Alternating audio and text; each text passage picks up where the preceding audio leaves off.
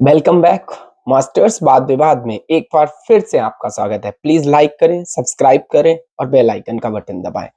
Video अंत तक देखें, बहुत प्यारा वीडियो बनाया है। चलो स्टार्ट करते हैं।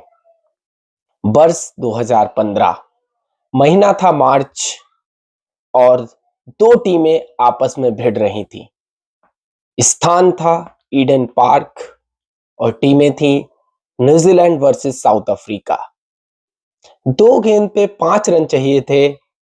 डेल स्टेन बॉलिंग कर रहे थे, ग्रैंट इलियट बैटिंग कर रहे थे।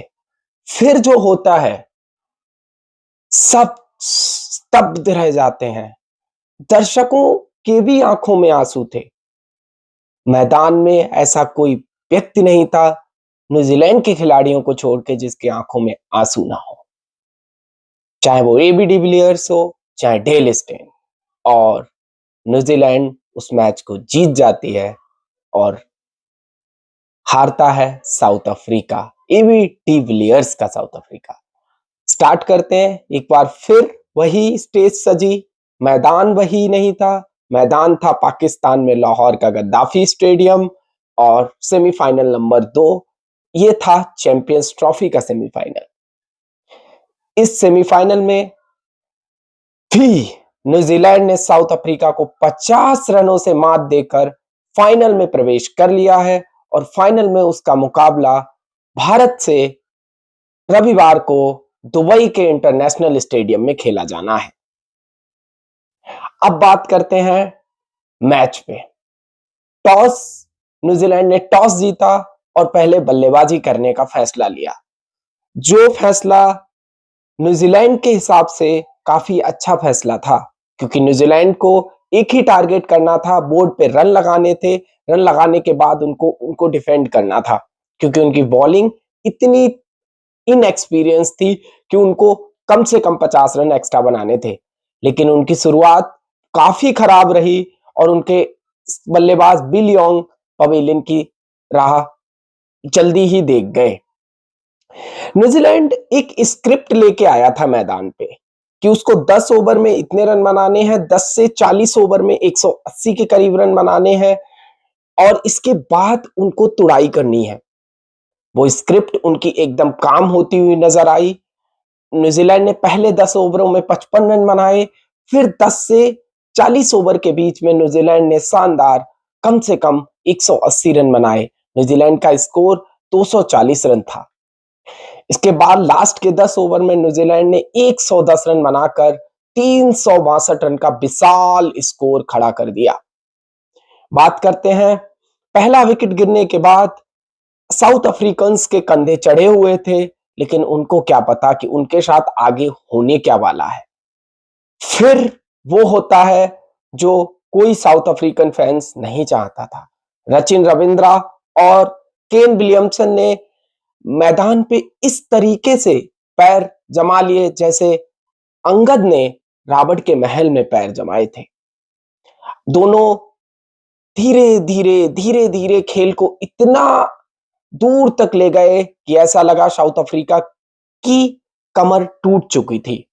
साउथ अफ्रीकन कप्तान बमूमा ऐसे नजर आ रहे थे जैसे कांग्रेस के कप्तान नजर आते हैं।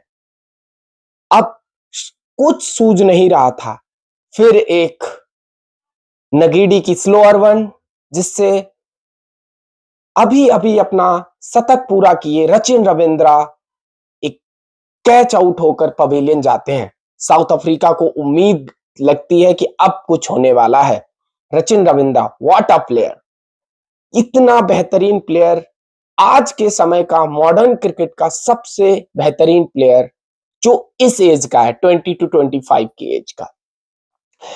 आईसीसी टूर्नामेंट का बॉस, 4 आईसीसी टूर्नामेंट्स में शतक लगा चुका है।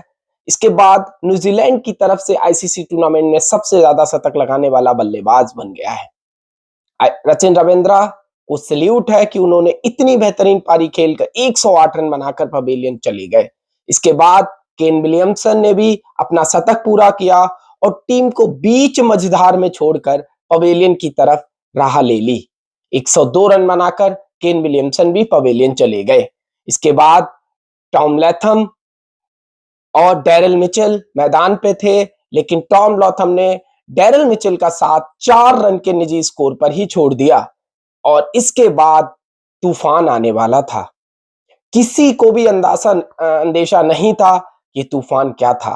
ग्लेन फिलिप्स और डैरिल मिचेल धीरे धीरे पारी को सजाया संवारा और फिर तूफान मचाना शुरू कर दिया।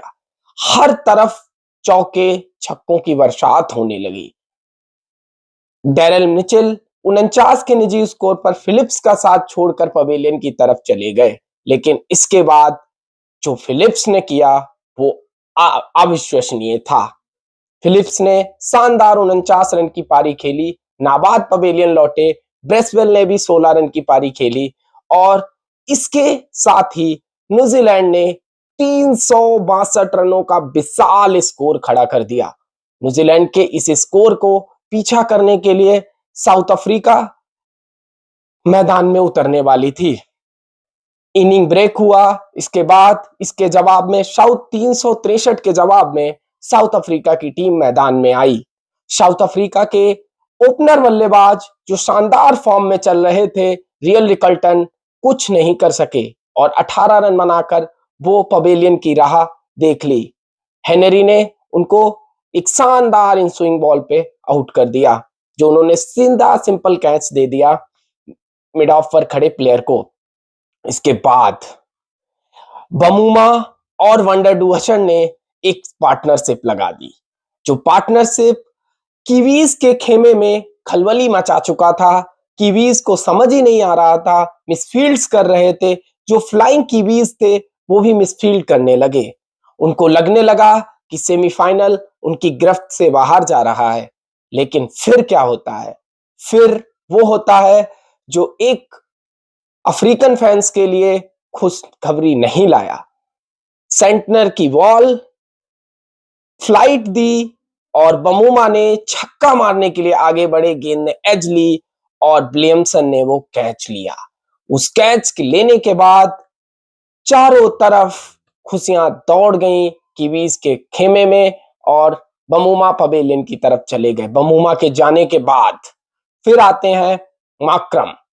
माकरम और वंडर डुहसन ने एक छोटी पार्टनरशिप लगाई, लेकिन वंडर डुहसन एक शानदार स्टनर गुगली पर बोल्ड हो गए। उनके बोल्ड होने के बाद टीम की जिम्मेदारी क्लासन, जो नए नए मैदान पर आए थे, उनके ऊपर आ गई। क्लासन क्या जबरदस्त बल्लेबाज है, लेकिन आज वो उस तरीके की बल्लेबाजी नहीं कर पाए और वो भी पवेलियन चले गए। छक्का मारने गए थे, बट ब्रेसवेल की बॉल थी और छक्का मारने गए, वो डीप में कैच दे दिया। क्लासन के आउट होने के बाद ऐसा लगा साउथ अफ्रीका की उम्मीदें भी वहीं धराशायी हो गईं, लेकिन उसके बाद मैदान पर आए Miller the killer. Miller killer को से इतनी उम्मीदें थी अफ्रीका को कि वो कुछ करेंगे, लेकिन उनका साथ देने के लिए कोई भी मैदान पे नहीं टिका। माकरम रविंद्रा को कैच देकर कॉटन बोल्ड आउट होकर पवेलियन चले गए। इसके बाद मुल्डर भी पवेलियन की राह देख लिए। मुल्डर के बाद जमीन मार्को यानसन भी पवेलियन चले गए। महाराज को ऐसा लगा कि उनको कुछ नहीं करना था और वो भी पवेलियन चले गए। एक से लेकर एक साउथ अफ्रीका के विकेट गिरते रहे। एक समय था साउथ अफ्रीका 210 रन पर 8 विकेट गवा चुकी थी और साउथ अफ्रीका लगभग फाइनल की दौड़ से बाहर हो गई। लेकिन फिर तूफान मैदान पर आना बाकी था। वो तूफान था डेविड मिलर के नाम का। डेविड मिलर ने तूफान मचाना तो शुरू किया, लेकिन उनको साथ देने के लिए कोई भी नहीं टिक सका। रबाडा ने थोड़ा उनका साथ दिया और वो एक छोर से टिके रहे। जैसे होता नहीं कि अकेला चना कभी भाड़ नहीं फोड़ सकता, वही हुआ कि मिलर ने सेंचुरी तो बनाई, बट मिलर की सेंचुरी खराब हो गई। मिलर ने 60 गेंदों में सेंचुरी बनाई। मिलर का अगर कोई भी साथ देता तो आज साउथ अफ्रीका फाइनल में पहुंच जाता, लेकिन ऐसा नहीं हुआ। और वो हुआ, मिलर ने अपना शतक पूरा किया और अपना शतक मिलर ने अपने न्यू बॉर्न बेबी है उसको ट्रिब्यूट किया। मिलर के साथ ये मिलर का दूसरा शतक है सेमीफाइनल में। जब अफ्रीकन टीम चोक करती है, मिलर खड़े रहते हैं, लेकिन मिलर का साथ देने के लिए दूसरे छोर पर कोई भी बल्लेबाज नहीं था और इसका नतीजा ये हुआ कि साउथ अफ्रीका को सेमीफाइनल में एक बार फिर से हार झेलनी पड़ी। 10 साल हो गए हैं वो हार हुए, फिर 10 साल बाद मंच सजा हुआ था, लेकिन साउथ अफ्रीका बदला नहीं ले पाई और 2025 में भी हार का सामना करना पड़ा। साउथ अफ्रीका की इस हार से साउथ अफ्रीका फाइनल की दौड़ से बाहर हो गया है। न्यूजीलैंड ने फाइनल में प्रवेश कर लिया है, जहां भारत उनका इंतजार कर रहा है दुबई के इंटरनेशनल स्टेडियम में रविवार को भिड़ने के लिए। साउथ अफ्रीका की इस हार से उनके खेमे में खलबली मची हुई है कि ऐसा क्या हो जाता है बिग स्टेज पर कि उनका मिडिल ऑर्डर बिल्कुल चरमरा जाता है। आप बात करो मार्करम की, बात करो क्लासन की, बात करो बमूमा की या बात करो यंशन मुल्डर, चारों बल्लेबाज क्यों नहीं चले, ये बहुत बड़ा क्वेश्चन मार्क है। लेकिन न्यूजीलैंड प्लेयर्स की तारीफ करनी पड़ेगी कि स्पिन की जो जाल बुनी थी सचिन रविंद्रा, फ्लैप्स और सेंटनर के साथ सब ने मिलकर के अफ्रीका को धराशायी किया और फाइनल में प्रवेश किया। न्यूजीलैंड के बॉलर्स काफी किफायती रहे, विल ओरुकी काफी पिटे, लास्ट में मिलर ने सबको मारा, इसलिए सबका इकोनॉमी थोड़ा हाई हो गया है। सेंटनर को भी 2-3 चौके मारे, न्यूजीलैंड हार जीत गया, साउथ अफ्रीका हार गया। मिलते हैं अगली वीडियो में, तब तक के लिए नमस्कार, धन्यवाद।